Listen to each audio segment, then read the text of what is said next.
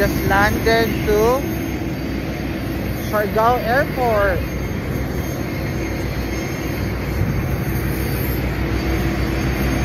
Antok pa. At kita mo na agad yung mga kapunuan ng coconuts. God. Wala akong pahinga. Matutulog lang. Anyway. Okay, magandang umaga. Welcome to Siargao. And papunta na ako dun sa aking hostel. Saan pa tayo gusto? Hangus. So, bangag pa. Kulang pa sa tulog. Pero, umuulan. Kanina sa airport. At, makulimlim. So, sana wala namang bagyo or low pressure area. Marami pa tayong agenda for the day. Maghanap tayo ng makakasama sa tour kung may ganap. Pedicure. Plus, pagkain. Diba na akong donut and brownies from the airport. So, let's check muna kung makapag-check-in ng maaga. Since standard check-in is 12 noon or 2. But, ginagawa yung kalsada dito. So, good development. Yep. Right.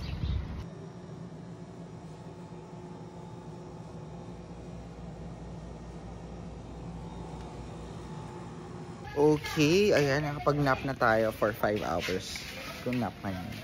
And it's 3:30. Hanap tayo ng makakainan. We're ready to explore. So, ang nice. Doon sa pinagsayan ko ng hostel. So, ginagawa yung kalsada. And madaming mga foreigners na nakatira. Malinis naman siya. Gusto ko yung place. Maganda siya. Ano lang siya. Finish lang siya ng semento. Buti tumila na yung ulan. So, makakapag-explore na ako ng island. So, baka mag-avail ako ng tour tomorrow. It's so nice here. Kasi, probinsya pa talaga yung dating at madami pa rin mga puno. So, yun lang. Mag-errands lang muna today. LBC. Kain. Pedicure. And meet some new people and have new friends. Bye! Okay, let's bask in the sun while waiting for my focaccia. Take off ng bread kasi it's freshly baked. So here at their kusina, they bake their own bread, so it's nice. Magbilad-bilad tayo katulad ng mga puti para, you know, pretty glow. So ang basic here is nice. And nagsisale naman yung ticket. So let's see kung ano event nila for New Year's Eve. And hopefully balik with friends. Bye! Love you all! So merong kainan na malapit sa hostel ko. And look at those sweets! And it's freshly baked. Because they bake their own bread here.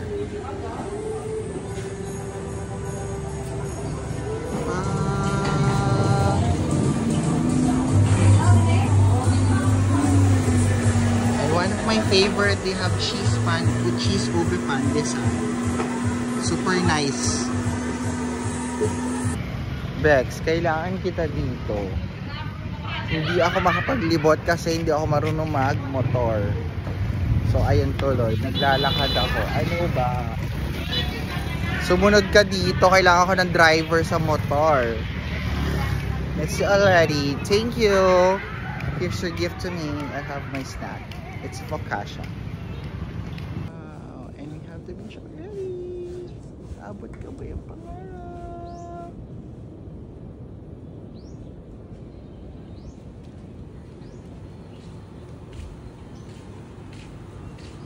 Diba?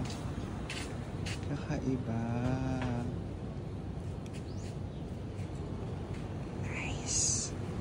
And so let's discover the newest additional gem in the Philippines. Welcome to another beach destination.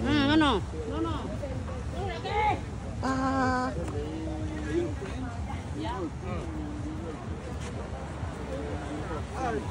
Kain tayo sa beach. Kasama ang aking bed. Oh, medyo rocky siya. Pero at least may araw. Anong meron? Parang hindi ko kaya to. Iwas injury. Anyway. Araw. So, ayan siya mga sis. Nerf. Kung bet nyo. Opak. Ito yung Cloud9. So, yung area na mag-nerf ka. Opak. Laban. Ganun lang. At ito yung buhangin. Pagbasa. Developing pa lang siya. Pero yan ang mga bonggat panalo. Yung mga papuno-puno. Ganon. I'm not so much of a water activity type of person. So this is like the spot that I like. Wow. Ang perfect ng mga coconut trees. Like that. And then sa other side, yung mga busy. Busy sila doon. But for me, I'm just gonna enjoy my bread. I have my bread! Tapos ano to? I hear music! Nice!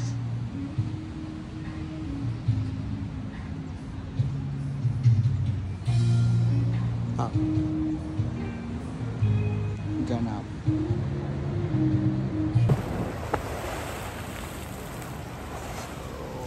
Our sunset meal after fasting.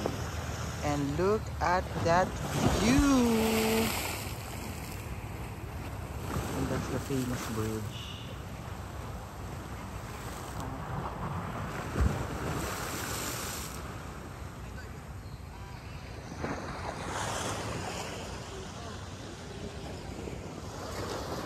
Okay, so magsolo-solo po tayo until dumating ang dawan.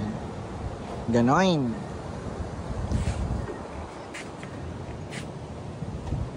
Restaurant ko. Pero ako, chill lang muna tayo dito.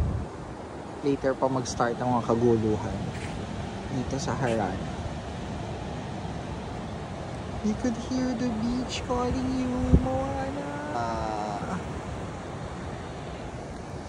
At tuloy na po natin papasukin ang paraiso dito sa may lihim na hardin kung saan may musika na narinig.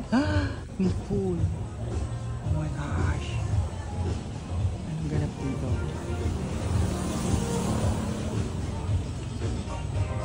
Okay.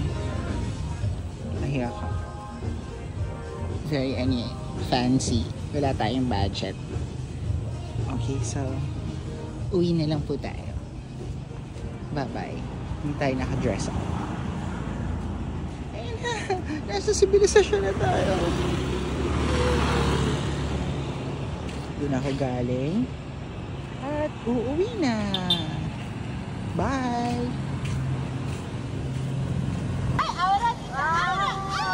Grabe naman si Tita! Okay, let's buy some. Ano po tawag dito, tatay? Ano yung Mountain View? Hindi, dito po sa tinda nyo. Buko Pao. Buko Pao. Kasi nga naman, siya ay siopaw na buko ang palaman. Because they have a lot of coconut trees here. Uso din ba dito yung makapuno, kuya? Oo. Yun ang mas masarap na palaman dyan para matamis. Tamis. Makapuno, how? Let's check. Chowking, anong sabi mo dyan? Wala kang ganyan.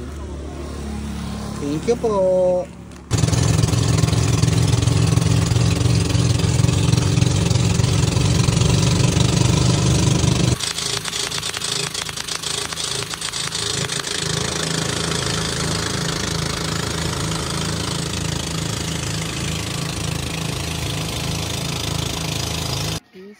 here sa lagoon. At hanapin po natin ang mga alitap-tap. Eka nga ni Tonton sa Moving Firefly. Wala ako sa mood maligo. Ayoko mabasa at medyo umuulan. Gusto ko pag experience ko yung adventure here, I'm with my friends. Pero since lone traveler tayo, look how clear the waters are. Diba?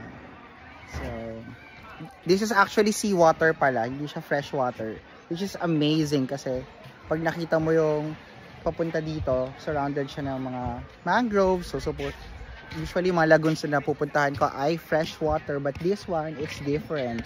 It's seawater. Tikman natin later to confirm. Yun lang. Ang ganda dito. Mahal lang ang ticket pero laban. So, para sa ating adventure, buwis buhay ang pagtawid para makarating sa banda roon at tumambay. Ubad lahat. Nakaupo lang. Talikod. Ay, oh. May naguhubad-ubad daw doon. Laban! Hi! Welcome to my home. And let me share today how I go to work. So, ayan po. Kailangan po nating tumawid sa makitid na rock formation at sasakay ng bangka para makapunta sa syudad. Hard worker po tayo. Kaya, para sa ekonomiya. At eto na po, ang mga turista na ating you will welcome at entertain para sa Tipanga. So, people are jumping off the board into the lagoon. Ang saya-saya po nila. Sana all. Nice. So, there's the rock formation. Pakinig sila doon.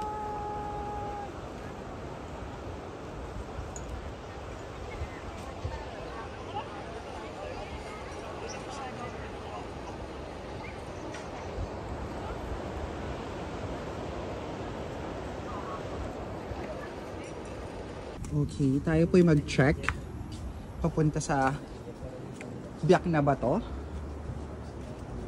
So, ang ganda na po dito. Sinemento na po nila. Na-develop na po ang ating Biak na Bato National Park. And you could...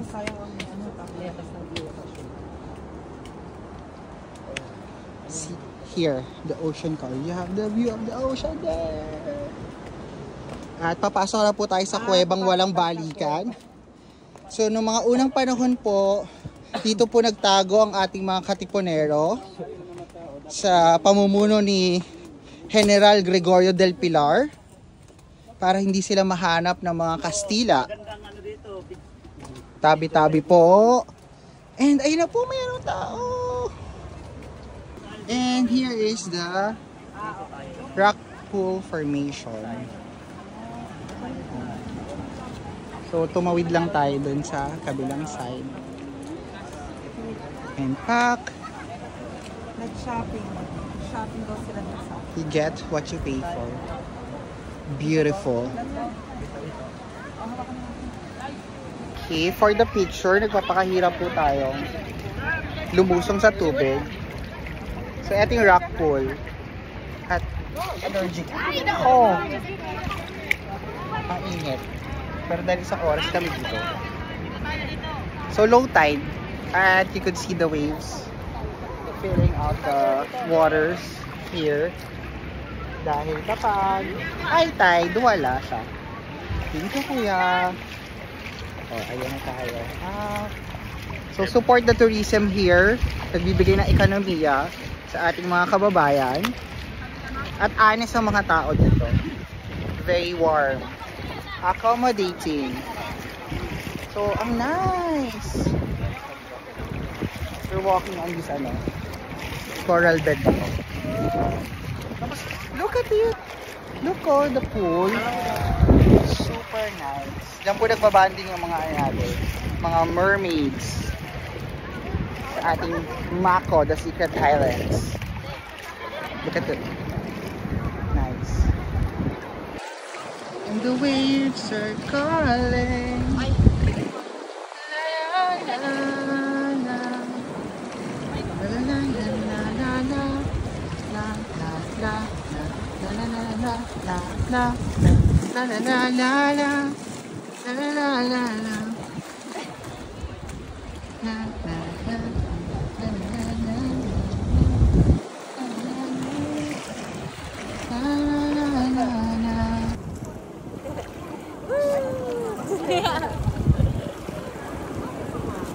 Wow, can you see? Yeah, actually. Bro, yeah, let's put out. Ay, madam. 12 feet, 12 feet. Delta life jacket, ma'am. Nakadugyo. Para pag hindi ka swimming. We have 20 minutes. Malalim ba? 12 feet, 12 feet. 12. Oh, 12 feet. Ayan na yan, kunin mo yan. Yung isa. Malalim. May mayari ito eh. 100. Naka-live vest nga eh. Diyan din kayo dyan, ma'am. Okay, dito lagi mo saan, ma'am. Dito yan. Kung magbilad-bilad na tayo, pero no ligo pa rin. Sa pagbalik na lang, para hindi natin experience lahat. So low tide, kaya nakikita mo yung rock pool formation. Pero lumalakas na yung alon, and I'm a bit scared. Kaya 10 minutes na lang, uwi na dapat. So here it is. Paradise, beautiful, perfect. Like me, char. Ganda dito. So, sama kayo next time. Balik ako dito ng January 25. So, kung mga sinong gusto mag-book ng ticket, pwede nyo na akong tour guide already here. Look at this water! Nagre-reflect talaga siya. Uwi na lang.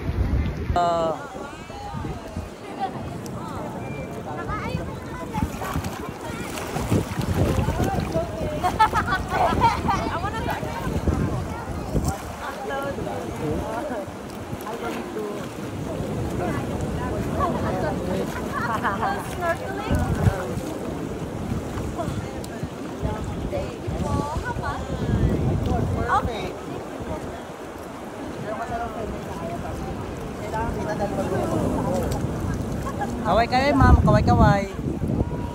I love Siargao. Hi from Siargao.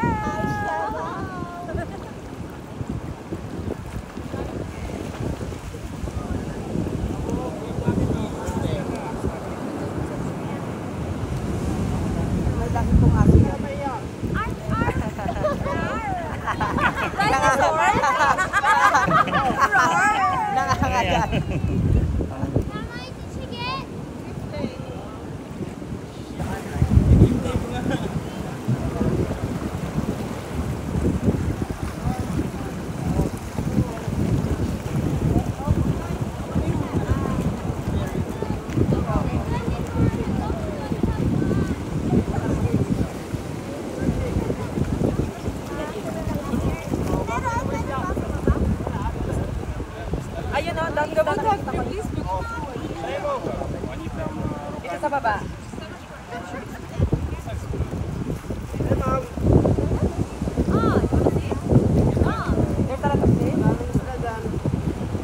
Parang Koreahan ka. Parang Koreahan din. 안녕하세요.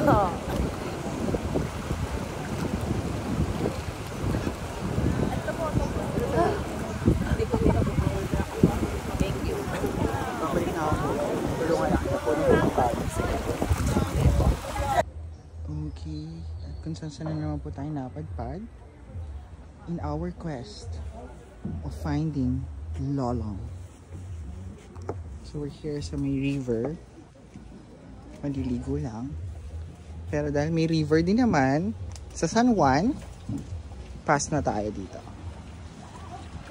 Very lobok but without the floating restaurant. So here it is. So it's a no for me. Okay, at nagtutour po kami dito ngayon sa Paraiso. At maraming coconuts.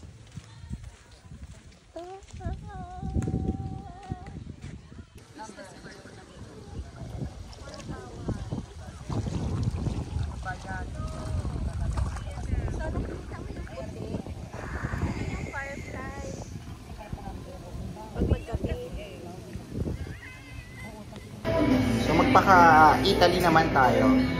Kasi yung ano nila dito, locally made gelato.